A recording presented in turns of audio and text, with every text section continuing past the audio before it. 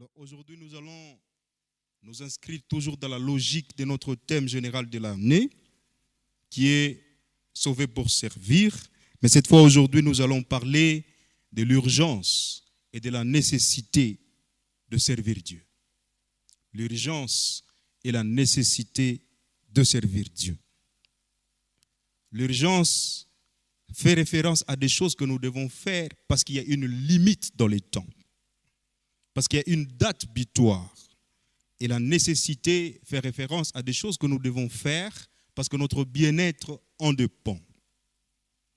Et l'objectif de mon message aujourd'hui, c'est que chacun de nous, chaque chrétien ici présent, puisse comprendre que l'œuvre de Dieu s'inscrit dans l'ordre des urgences, mais aussi dans l'ordre des nécessités. C'est-à-dire des choses qui doivent être faites parce qu'il y a une date limite, mais aussi des choses qui doivent être faites parce que notre bien-être en dépend. Je vais développer ce thème sous 3 points. Le premier, c'est en quoi est-ce que l'œuvre de Dieu est une nécessité et une urgence. Dans ce point, nous allons voir si réellement l'œuvre de Dieu est une urgence et ou une nécessité. Deuxièmement, nous allons voir quelques raisons qui poussent l'Église à ne pas se sentir motivée à servir Dieu. Et finalement, nous allons répondre aux cris d'alarme du monde qui attend avec un ardent désir la manifestation des enfants de Dieu. Alors, sans plus tarder, nous allons faire 3 lectures. Nous allons prendre nos Bibles, nous sommes dans le Nouveau Testament. Deuxième épître de Paul à Timothée, le chapitre 3, le premier verset au 6e.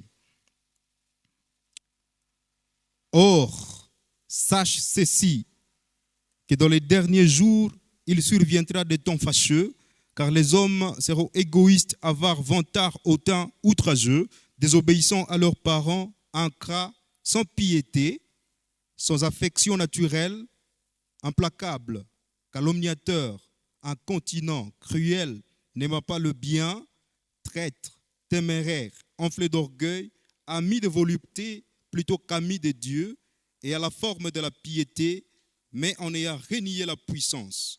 Or, détourne-toi de tels gens. Car d'entre eux sont ceux qui s'introduisent dans des maisons et qui mènent captives des femmelettes chargées de péché, entraînées par des convoitises diverses. Deuxième texte.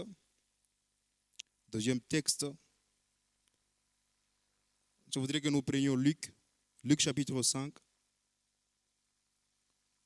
Luc chapitre 5, du 1er au 11e. Or, il arriva, comme la foule s'est jetée sur lui pour entendre la parole de Dieu, qu'il se tenait sur le bord du lac de Génézareth. Et il vit 2 nacelles qui étaient au bord du lac. Or, les pêcheurs en étaient descendus et lavaient leurs filets. Et montant dans l'une des nacelles qui était à Simon, il les pria de l'éloigner un peu de terre, et il s'était assis, il enseignait les foules de dessus la nacelle. Et quand il eut cessé de parler, il dit à Simon, mène en pleine eau et tâchez vos filets pour la pêche. Et Simon répondit, lui disant, Maître, nous avons travaillé toute la nuit et nous n'avons rien pris, mais sur ta parole, je lâcherai mon filet. Et ayant fait cela, ils enfermèrent une grande quantité de poissons et leur filet se rompait. Et ils firent signe à leurs compagnons qui étaient dans l'autre nacelle de venir les aider, et ils vinrent et remplirent les 2 barques en sorte qu'elles enfonçaient. Et Simon-Pierre, ayant vu cela, se jeta aux genoux de Jésus, disant, Seigneur, retire-toi de moi, car je suis un homme pécheur. Car la frayeur l'avait saisi, lui et tous ceux qui étaient avec lui, à cause de la prise de poissons qu'il venait de faire. De même que Jacques et Jean aussi, fils de Zébédée, qui étaient associés de Simon. Et Jésus, dit à Simon, ne crains pas, dorénavant, tu seras pêcheur d'hommes. Et voyant mener des nacelles à terre, ils quittèrent tout et le suivirent. Dernière lecture, c'est dans Romains chapitre 8. Romains chapitre 8, du verset 19 à 23. 19 à 23. Car la vive attente de la création attend la révélation des fils de Dieu. Car la création a été assujettie à la vanité, non de sa volonté, mais à cause de celui qui l'y a assujetti. Dans l'espérance que la création elle-même aussi sera affranchie de la servitude de la corruption pour jouir de la liberté de la gloire des enfants de Dieu. Car nous savons que toute la création ensemble soupire et est en train de travailler jusqu'à maintenant. Et non seulement elle, mais nous-mêmes aussi, qui avons les prémices de l'esprit, nous aussi, nous soupirons en nous-mêmes, entendant l'adoption, la délivrance de notre corps. C'est la parole du Seigneur. 3 textes relatifs aux 3 points qui vont nous servir de développement de ce thème pour que chacun de nous trouve sa part. Plaise au Seigneur de nous y conduire. Commençons par le premier point qui va nous démontrer si réellement l'œuvre de Dieu est une nécessité ou pas. Dans le premier texte que nous avons lu en Timothée, 2 Timothée chapitre 3, le verset 1er à 6, il nous est décrit des qualificatifs, d'autres peuvent les appeler des adjectifs qui décrivent certaines personnes de notre génération. Calomniateurs, ingrats, désobéissants à leurs parents, hautains. Toute cette catégorie de personnes, nous les trouvons dans notre génération. Et cela nous amène à comprendre que nous sommes à la fin des temps. Parce que Paul, en écrivant à Timothée, au verset 1er, il a dit « Or, sache ceci, que dans les derniers jours, il surviendra des temps fâcheux. » Et puis il commence à donner ces qualificatifs dont nous avons des preuves aujourd'hui dans notre génération. C'est pourquoi nous pouvons dire avec Paul que effectivement nous sommes à la fin des temps. Et lorsque nous parlons de la fin des temps, nous voyons la fin de la période de la grâce, où le salut est à la portée de tout le monde, mais aussi les avantages liés à ce salut sont à la portée de toute l'humanité. C'est pourquoi tout disciple ou croyant sérieux, voyant ces signes se révéler dans sa génération, devrait comprendre qu'il est urgent d'accomplir la volonté de celui qui l'a créé, pour que, au retour de Jésus-Christ, qu'on dise à ce sujet, bon et fidèle serviteur, entre dans la joie de ton maître. Mais aussi, il y a une autre façon de comprendre ce texte, c'est qu'il présente des qualificatifs qui sont contraires à la piété que Jésus-Christ veut que nous puissions témoigner dans ce monde. Vous imaginez être obéissant, ne pas être voleur, étant honnête, alors que tout autour de soi, ce sont ces descriptifs que nous avons lus dans 2 Timothée chapitre 3 qui sont en train de se vivre. Cela va placer les disciples sérieux, les croyants vrais, dans la première ligne de la persécution parce que le nombre des impies se sera accru. Autant le nombre des personnes qui ne connaissent pas le Seigneur sera grand, autant la persécution de l'Église sera aussi grande. Pourquoi? Paul a reconnu cela au verset 12 de la même épître. Il a dit, tous ceux qui veulent vivre pieusement selon le Christ seront persécutés. C'est parce qu'il savait que si le nombre des impies augmentait, il formerait la majorité. Et comme le monde fonctionne selon la loi de la majorité, les chrétiens formeraient la minorité et donc seront malaisés. Voilà pourquoi il est nécessaire que l'évangile soit proclamé parce que le bien-être de chrétiens en dépend. Parce que le bien-être de l'Église en dépend. Je m'en irais même jusqu'à dire que tout chrétien qui n'évangélise pas contribue à la persécution de l'Église. Toute Église dont le département d'évangélisation est mort contribue. Complétez ma phrase.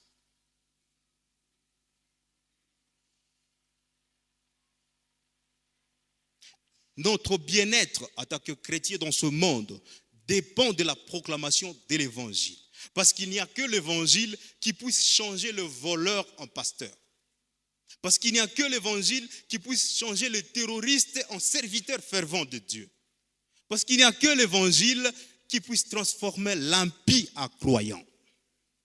Et si donc l'évangile n'est pas proclamé, nous continuerons à avoir des dirigeants dans ce pays qui ne connaissent pas Dieu et qui vont promouvoir la corruption, le mensonge, la démagogie. Et l'Église sera toujours en train de souffrir. Voilà pourquoi il est nécessaire que l'évangile soit proclamé. Parce que notre bien-être en dépend. On ne va pas vous engager, vous qui êtes chrétiens, qui avez élu des satanistes. Il faut choisir des gens de leur loge. Et c'est comme ça que votre bien-être social sera déséquilibré. Vous n'allez pas occuper des postes influents parce que vous n'êtes pas de leur obédience. Mais si nous prenons le temps d'évangéliser, si nous prenons le temps de travailler pour Dieu, demain nous aurons des dirigeants qui craignent Dieu et le Congo sera sauvé. Mais aussi longtemps que nous prendrons l'évangile comme une affaire triviale, quelque chose qui ne nous concerne pas, nous continuerons à souffrir. Voilà pourquoi il est urgent, parce qu'il y a une limite dans les temps. Jésus vient bientôt. Est-ce qu'il te trouvera après avoir accompli tout ce qu'il voulait que tu fasses? La question se pose. Donc c'est à chacun de nous de s'amender et de s'inscrire dans cette logique de l'urgence et de la nécessité de l'œuvre de Dieu. Deuxième point, je ne voudrais pas être exhaustif en énumérant ces quelques raisons qui empêchent la plupart d'entre nous de se donner totalement au Seigneur. Je vais présenter quelques raisons qui laissent à ce que plusieurs chrétiens ne se sentent pas concernés par l'œuvre de Dieu. Ne voient pas cette urgence de servir l'Éternel. La première raison, c'est que nous ignorons quelle est la volonté ultime de Dieu et nous ne savons pas réellement en quoi consiste son œuvre. En 1 Timothée chapitre 2, les versets 3 et 4, la Bible nous dit que la volonté de Dieu, c'est que tous les hommes soient sauvés et parviennent à la connaissance de la vérité. C'est ça la volonté ultime de Dieu. Dans ton travail, dans ta famille, dans l'église, dans toutes tes relations, ce que Dieu veut, c'est que tous les hommes soient sauvés et connaissent la vérité. Quelle est cette vérité? Si ce n'est Jésus-Christ qui dit être le chemin, la vérité et la vie. Ce que Dieu veut, c'est que tous les hommes, sans exception, parviennent à la connaissance de la vérité et qu'ils soient sauvés. Est-ce que cette volonté ultime de Dieu te pousse à faire quelque chose ou bien tu croises tout simplement les doigts? Deuxième chose, en Luc chapitre 4, les versets 18 à 19, lorsque Jésus-Christ était en train de décrire en quoi consistait son œuvre sur la terre, je vais lire ce passage. Luc chapitre 4, les versets 18 à 19.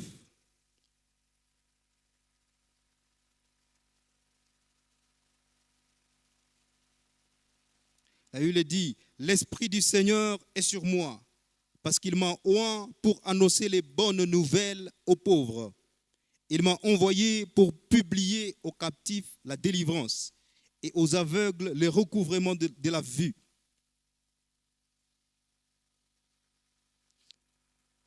Il m'a envoyé pour publier aux captifs la délivrance et aux aveugles le recouvrement de la vue, pour renvoyer libres ceux qui sont foulés et pour publier l'an agréable du Seigneur. Dans ce passage, nous pouvons dénoter deux choses concernant l'œuvre de Dieu. Lorsque la Bible dit que l'Esprit du Seigneur est sur moi pour annoncer la bonne nouvelle aux pauvres, la bonne nouvelle du salut.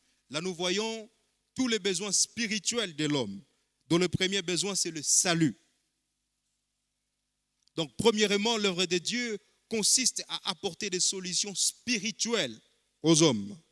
Deuxièmement, nous connaissons que Dieu a touché l'aspect physique de l'homme en parlant de la guérison des maladies. Donc, deuxième partie de l'œuvre de Dieu, c'est pour apporter des solutions aux problèmes physiques, sociaux de l'humanité. Sans ignorer, bien sûr, que Jésus apporte aussi la paix. C'est une des solutions sociales aux problèmes de l'humanité. C'est ainsi que tout serviteur de Dieu sérieux, ou bien toute église qui s'inscrit dans la logique missionnaire de Jésus-Christ, ne peut pas prétendre servir Dieu à s'atteler seulement sur un côté de l'œuvre de Dieu. Se disant, nous allons seulement nous occuper des affaires spirituelles, on va chasser les démons et annoncer les saluts à l'humanité, on s'arrête là. Il faut aussi toucher le social de l'humanité. Et s'inscrivant dans la logique de missionnaires qui nous ont dévancés, ils ont créé des structures sanitaires, ils ont créé des entreprises, justement comme des appâts, comme des stratégies missionnaires pour accomplir l'ultime volonté de Dieu. Aussi longtemps que l'Église ignorera ou bien bafouera la volonté ultime de Dieu et ne prendra pas l'œuvre de Dieu dans son ensemble, le bien-être de l'Église en pâtira. Deuxième raison, c'est la conjoncture vitale, la conjoncture de la vie. La conjoncture de la vie. Surtout ici au Congo, ce que nous traversons, laisse à ce que nous puissions éparpiller nos efforts à la recherche de la survie. Nous voulons survivre parce que nous voyons les dangers un peu partout. La famine, manque d'emploi. Et cela laisse à ce que ceux qui devraient travailler efficacement pour l'Éternel se voient consacrer leurs efforts à la recherche de la survie. Et ainsi, l'œuvre de Dieu chôme. Mais je voudrais que nous nous rappelions de Matthieu chapitre 6, les versets 25 à 33, où Dieu nous dit expressément que nous ne devons pas nous inquiéter de quoi nous allons nous vêtir, de quoi nous allons manger. Nous ne devons pas nous inquiéter dans notre vie. Et plus tard dans cette lecture-là, dans ce texte, la Bible dit, parce que votre Père sait que vous en avez besoin. Tout ce que vous cherchez dans vos cascades, comme vous aimez les appeler, tout ce que vous cherchez dans vos professions, tout ce que vous cherchez, l'Éternel veut être garant de vous le donner. Seulement, il veut, comme au verset 33, que vous vous occupiez premièrement du royaume des cieux et de sa justice. Et il dit que le reste là que vous cherchez dans vos cascades vous sera donné par après. Mais la question se pose, est-ce que nous sommes prêts à lui faire confiance? Lui qui s'est dit être garant de satisfaire à tous nos besoins, seulement voulant que nous puissions considérer son œuvre comme la priorité. Parfois, servir Dieu, c'est une question de confiance. Lui, il a dit, je suis garant, je vous garantis que je vais pourvoir à vos besoins. Voilà pourquoi il dit, ne vous inquiétez pas du manger, ni du boire, ni des vêtements. Parce que moi, votre Père céleste, je sais que vous en avez besoin. Seulement, considérez l'œuvre de Dieu comme la priorité. Et le reste vous sera donné par après. Le texte de Luc chapitre 5, où nous avons lu l'histoire de la pêche miraculeuse, c'est un texte qui m'a défié. Lorsque je préparais ce message, je me suis dit, Seigneur, qu'est-ce que toi tu veux me dire? Qu'est-ce que tu veux communiquer à ton peuple? Nous voyons Jésus-Christ qui fait faire à Pierre et ses amis une pêche miraculeuse. Ils ont travaillé toute la nuit, mais ils n'ont rien trouvé. Mais juste à quelques mètres du rivage du lac, ils trouvent plusieurs poissons jusqu'à ce que leur filet s'est déchiré. Ils font appel à leurs amis. Tellement le nombre de poissons était grand, ils ont rempli 2 barques. Mais le Seigneur Jésus-Christ présente une autre ouverture à Pierre. Il lui dit, dorénavant, tu seras pêcheur d'hommes. Comment pouvons-nous comprendre le fait que Jésus-Christ fasse développer le business de Pierre, mais il l'appelle dans un autre domaine? C'est la question que je me suis posée. Et j'ai compris que tout ce que nous cherchons dans nos professions, l'Éternel est capable de nous les donner, même sans que nous nous fournissions d'efforts. Seulement, il veut que nous puissions considérer le fait d'être pêcheurs d'hommes comme la priorité. Est-ce que nous pouvons prendre ce courage, comme Pierre et les fils de Zébédée, de laisser tout, quelquefois, pour suivre le Seigneur?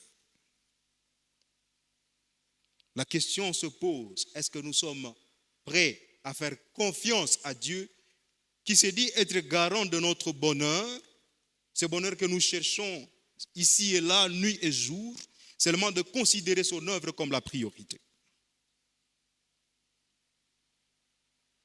Vous avez la réponse. Troisième raison valable qui laisse à ce que les gens ne se sentent pas motivés à servir Dieu, c'est que la majorité de chrétiens ne se sentent pas concernés par l'œuvre de Dieu. C'est triste, mais c'est vrai. Même si on ne le dit pas tout haut, c'est comme ça que vous retrouverez des chrétiens qui se disent « l'essentiel c'est d'être au ciel, le reste n'est pas important ». Et ils ignorent qu'il y a eu des gens qui ont fait de nuit blanche pour préparer la prédication du jour de leur salut. Ils ignorent qu'il y a des gens qui ont gêné pour que le Saint-Esprit fasse son œuvre, qu'ils saisissent leur cœur et qu'ils acceptent l'évangile. Ils oublient qu'il y a des gens qui ont investi de leur argent pour qu'ils soient sauvés, pour qu'ils parviennent au salut. Comment vous allez dire que vous ne pouvez pas être concerné par l'œuvre de Dieu alors que les autres se sont sacrifiés pour votre salut? Justement, ce salut-là, nous l'obtenons par la grâce. Et la majorité d'entre nous a déjà retenu la définition de la grâce, une faveur imméritée, et on se limite par là. Mais Paul, en écrivant à Tite, dans l'épître de Paul à Tite, chapitre 2, le verset 11 et 12, Paul présente un autre aspect de la grâce que l'Église semble oublier aujourd'hui. La Bible dit, je vais lire ce passage, Tite chapitre 2, Tite chapitre 2, les versets 11 et 12.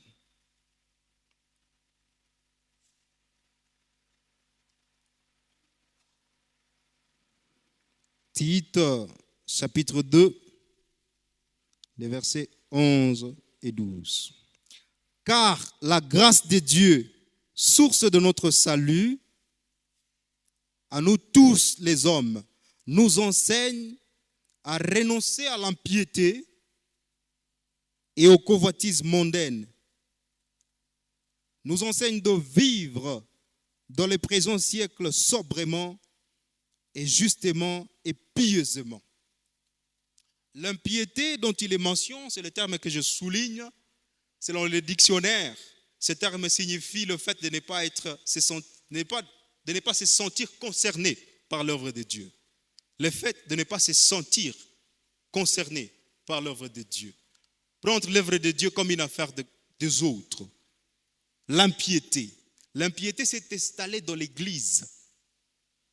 La grâce par laquelle nous avons été sauvés nous enseigne à nous sentir concernés par l'œuvre de Dieu. La grâce par laquelle nous avons été sauvés nous enseigne à vivre pieusement selon le Seigneur et nous sentir surtout concernés par son œuvre. Et si donc la grâce que toi tu conçois ne te motive pas à servir Dieu, moi je te donne l'autorisation de douter de cette grâce. Si cette grâce-là te dit que toi tu dois vaquer à tes occupations et laisser l'œuvre de Dieu entre les mains des autres, moi je dis que tu dois douter de cette grâce-là. Parce que selon la Bible, Tite chapitre 2, les versets 12 et 11 nous disent que cette grâce nous enseigne à nous sentir concernés par l'œuvre de Dieu. Et le fait que beaucoup de gens ne se sentent pas concernés par l'œuvre de Dieu, cela les a maintenus dans l'enfance spirituelle. De sorte qu'ils ne parviennent pas à consommer la nourriture solide. Parce que ce sont des enfants. Ils sont encore au rudiment. Je prends ça comme une petite blague.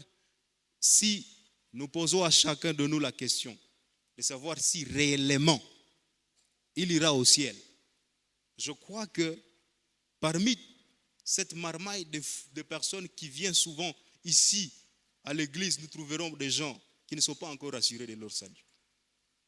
On est encore au rudiment, aux choses élémentaires. Comment est-ce que vous allez comprendre Apocalypse? Comment est-ce que vous allez comprendre la portée du livre de Daniel si vous restez enfant? D'ailleurs, si vous lisez votre Bible.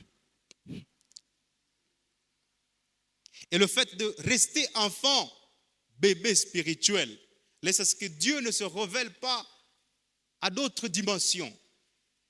Parce que sa révélation est au-delà de notre croissance spirituelle.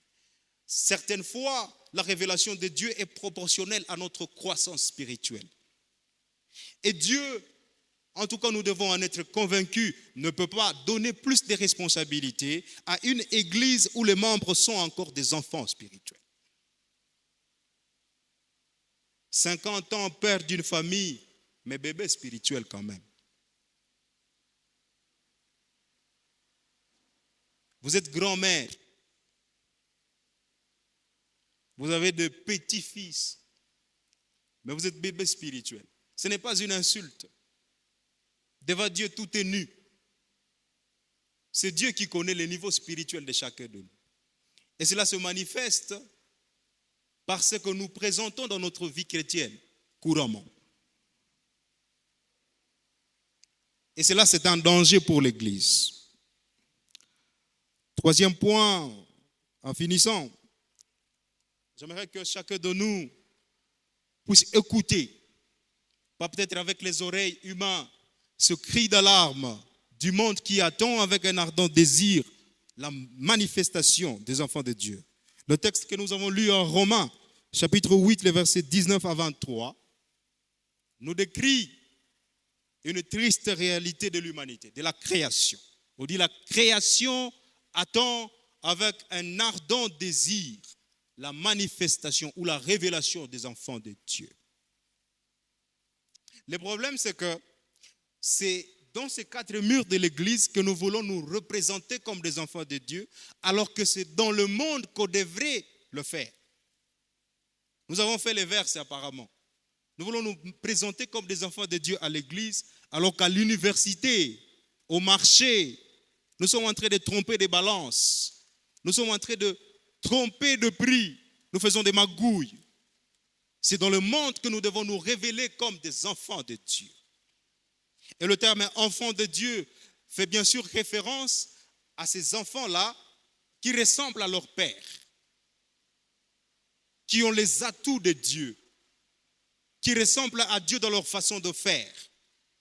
Le monde a déjà compris que les solutions ne viendront pas les toutes de la science, mais elles viendront de la manifestation des enfants de Dieu. Ceux-là qui viennent se révéler au monde après avoir passé un temps d'intimité avec Dieu, où Dieu leur révèle des secrets cachés qu'ils ne connaissaient pas encore, afin qu'ils apportent des solutions à ce monde qui les attend. ceux qui ne sont pas sauvés, ils n'aiment pas être sauvés. Selon le texte que nous venons de lire en Romains, ce n'est pas de leur propre gré qu'ils veulent être impies, mais ils attendent que vous puissiez vous révéler. Mais comment ils seront sauvés s'il n'y a pas quelqu'un qui prêche? Comment ils vont comprendre que c'est Christ qui est la vérité alors qu'il n'y a personne qui enseigne? Il faut que nous nous sentions concernés par l'œuvre de Dieu et que nous nous révélions avec des solutions à ce monde, parce que le monde nous attend avec un désir ardent. Je voudrais encourager toutes ces personnes-là qui se camouflent dans la foule, qui ne veulent pas qu'on sache qu'ils sont chrétiens. Parce qu'ils ont honte d'être perçus comme des personnes archaïques, des personnes dépassées. Tu continues à parler de ces histoires-là, tu vaux plus que ça. Et ils ont peur de ce genre de critiques. Il est temps que l'Église se lève pour servir les dieux vivants. Il est temps que Polyglossa se lève pour conquérir Butembo avec l'Évangile. Il est temps que chaque chrétien se sente concerné par l'œuvre de Dieu. J'aimerais que nous puissions prier, parce que je suis à la fin de mon message. J'aimerais prier avec ces personnes-là qui se sentent concernées par l'œuvre de Dieu. Mais avant de le faire, j'aimerais ouvrir une petite parenthèse. C'est que beaucoup de gens se sentent ne pas être concernés par l'œuvre de Dieu à cause de l'âge. Vous verrez beaucoup de personnes qui sont dans le 3e âge ne pas se sentir concernées par l'œuvre de Dieu parce qu'elles se disent, nous avons travaillé pour Dieu, donc nous pouvons laisser les jeunes travailler et puis bon. Nous avons évangélisé, nous avons fait ce que nous devrions faire. Nous sommes déjà des vieux. J'aimerais vous rappeler qu'il y a une vieille dame qui vous défie. En Luc chapitre 2, le verset 36 à 38, elle s'appelle Anne. Elle a servi Dieu étant veuve et vieille. Comment tu as 70 ans, tu te dis, nous avons déjà fini? Non. Anne était avancée en âge, mais elle pouvait continuer à faire des jeûnes de prière et évangéliser. Comment tu peux prendre le contexte de la vie comme une cause que moi j'appelle prétexte? Paul a fait l'évangélisation alors qu'il était malade. Ne fût-ce qu'une simple grippe. On te dit de venir à la répétition, tu te dis je suis tellement malade.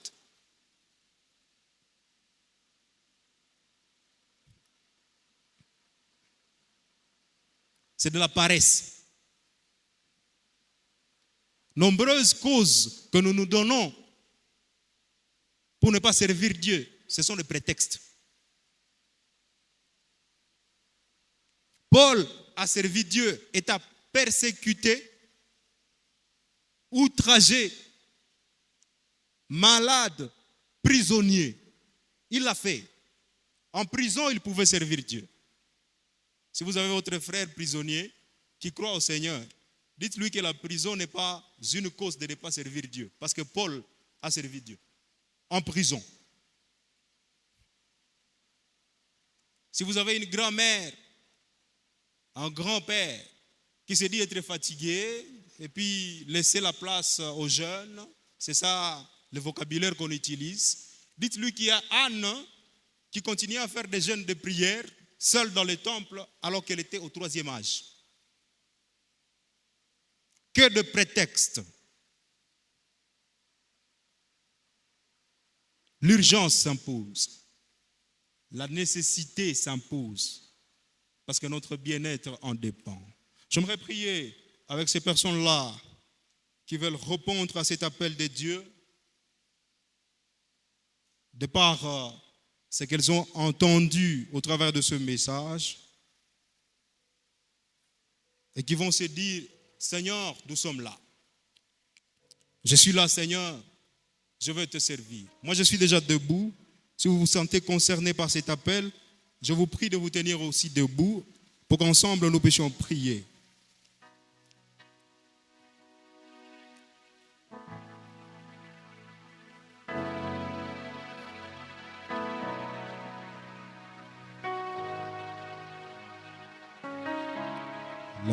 voix du Seigneur m'appelle. Prends ta croix et viens, suis-moi.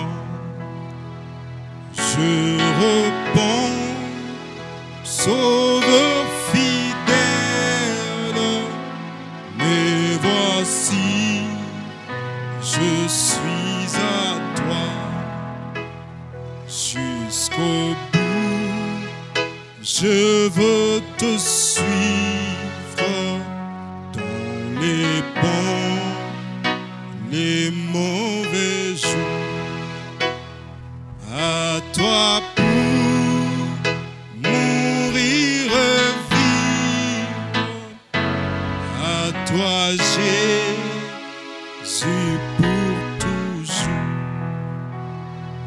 Mais le chemin du calvaire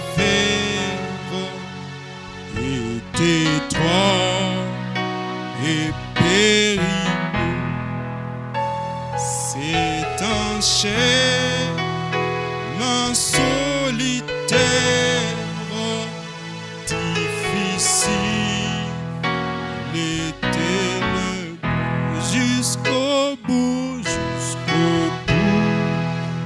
je veux te suivre dans les bons, les mauvais jours. À toi pour mourir, vivre. À toi Jésus pour toujours. Oui Seigneur, reconnaissons ce que toi tu as fait pour nous et ce que tu as fait de nous. Nous répondons présent à ton appel. Toi qui veux que nous puissions participer à ton œuvre par amour et par grâce. Seigneur, nous répondons présent à cet appel d'évangéliser les membres de nos familles. Nous répondons présent au Éternel à faire ton œuvre dans nos professions respectives. Nous répondons présent au Éternel à te servir, toi le seul vrai Dieu. Nous répondons présent au Éternel à nous dévouer totalement pour ton œuvre. Seigneur, laisse à ce que nous puissions frôler ces limites où nous nous donnons des prétextes de ne pas te servir. Laisse que nous nous consacrions totalement à toi. Que nous voyons le Congo être évangélisé et sauvé. Que nous voyons Butombo, ô Éternel, parvenir au salut que toi tu as donné à l'humanité. Certainement parce qu'il y a une date butoir et que notre bien-être en dépend. Laisse, Seigneur Jésus, que chaque membre de l'église Polyglossa se sente concerné par cette œuvre que tu nous as léguée et que nous puissions l'accomplir, faisant de mieux en mieux, ô Éternel. Remplis-nous de ton Saint-Esprit pour que nous puissions te servir efficacement. Car nous te le prions, en t'acclamant au nom de Jésus-Christ. Amen.